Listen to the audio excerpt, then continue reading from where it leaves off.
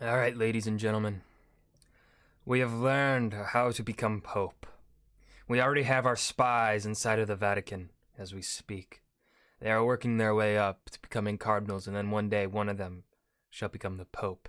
We learned the difference between the United Kingdom, Great Britain, and England.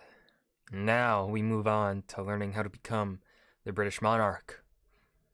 And that'll be our next goal, to sneak one of you into the royal line of succession. And one day, we will rule both the Vatican and the British monarchy. And then maybe someday I'll get one of you guys also to be a president of the United States. It's only a matter of time. My plans are coming to fruition. We will rule the world.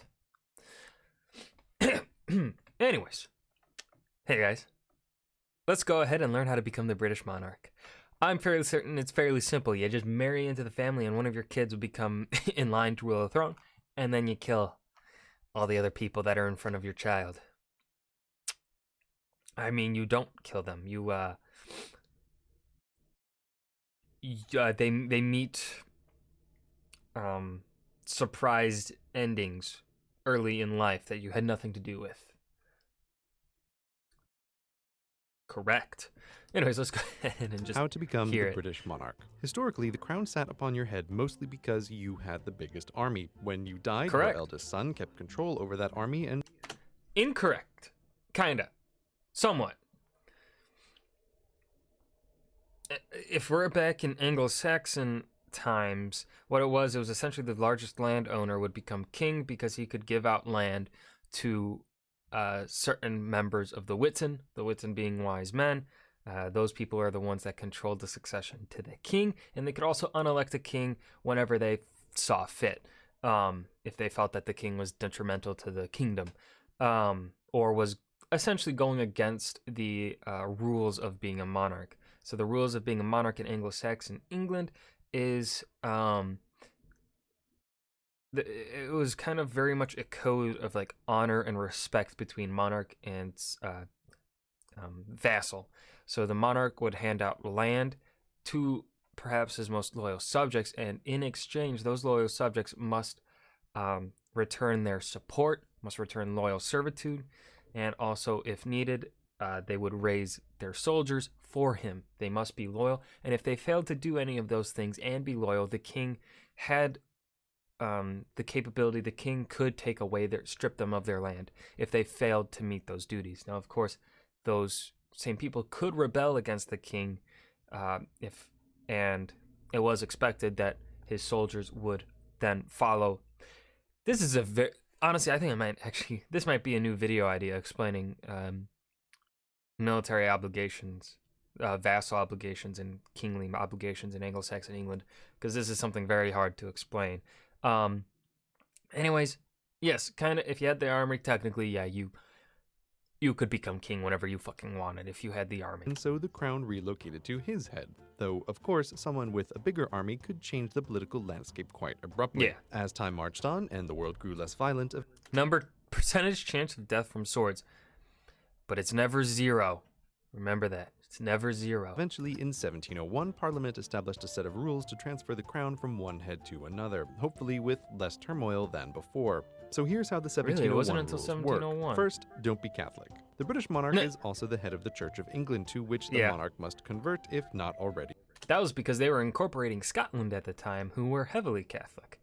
And also they had fought a civil war because of a Catholic monarch and a Puritan rebel. Be a member, except that if Very you're Catholic, TLDR no crown explanation for there. you. The history of the royal family and how this rule came to be is a story for another time, but suffice it to say that bigger army diplomacy was involved. And by the way, Bigger no, army- you can't bigger cleverly get army around this rule diplomacy. by converting from Catholicism to something else and then to Church of England. In the eyes of the crown, Catholicism is transitive. Second, don't be a bastard. Sometimes it's good to be the king, but it's never good to be the illegitimate children of the king who are out Yeah, of ask line Jon for the Snow. crown from literally the moment of their conception. If you're related to the monarch but are either a Catholic or a bastard or both, the crown has the delightful term naturally dead to refer to you and your lack of right to succession. Third, spouses don't count. While people often think of kings and queens as a pair, that's not the way it works here. Spouses of monarchs are known as royal consorts. They may be called prince or queen, but as far as the crown is concerned, they're not in line for the throne. They're just the matching 23 chromosomes needed for the creation of the real heir. Fourth and finally, male primogena whatever. This is the algorithm of inheritance. When the monarch dies, Is it still? No, they inherit equally now. or abdicates but In usually Britain. dies, the crown goes to the eldest son who isn't naturally dead. If there happens to be an elder daughter, tough luck to her. Baby brother gets the crown. It's simple enough, Not but there anymore. are non-obvious cases. Take a king with 2 sons. If the eldest dies before the king does, obviously the crown goes to the youngest, now oldest, brother. But what if the eldest son gave the king a grandson before death? Where does the crown go then? Well, the crown Grandson. basically pretends that everyone, except the naturally dead, is alive, so upon the death of the king, the crown goes to his eldest son, who is now sort of the king who just really happens to be dead. So the rule kicks in again, and the crown goes to his son, not, as seems obvious now, his brother. But if this 1701 rule means that eldest sons get the crown, how did queens ever come to be? Basically, daughters were the last choice of the crown, which is why there have been so few. To get the crown, a daughter had to either be the only child of a monarch or the eldest child without competing brothers. I think modern Britain is equal.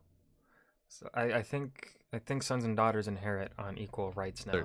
So pregnant mothers must have made any daughters with queenly aspirations quite nervous. Now, sometimes the branch of a family tree dies out, be it from war or plague or whatever, so the crown's contingency plan, if it's Whatever. a dead end, is to back up one level and then apply the rules forward again, looking for a living head to sit upon. If no luck, back up again and repeat until a living heir is found. And there will always be an heir. The first king of England was over 1,000 years ago, and the mathematics of human reproduction, backed up by DNA evidence, reveals that just about every European alive is distantly related to him, so the crown will eventually find a way. So, from the first king through the new millennium, the various rules went along, making monarchs, though with a gender-biased result that nobody seemed too bothered about until suddenly, in 2013, for no particular reason at all, everyone decided that the rules needed to be updated right now. So Parliament and the monarchy got together and made some changes, most notably striking the male part of rule number 4. From Okay, he got 2013 to- on, the crown views all royal sons and daughters with equal favor. The only thing that matters is the order of their birth. So prior to 2013, the boy in a set of fraternal twins in development could sit back and relax, secure that the crown would be his no matter what happened on delivery day. But in the post-2013 gender equal world, it's now a race for the door to win the crown.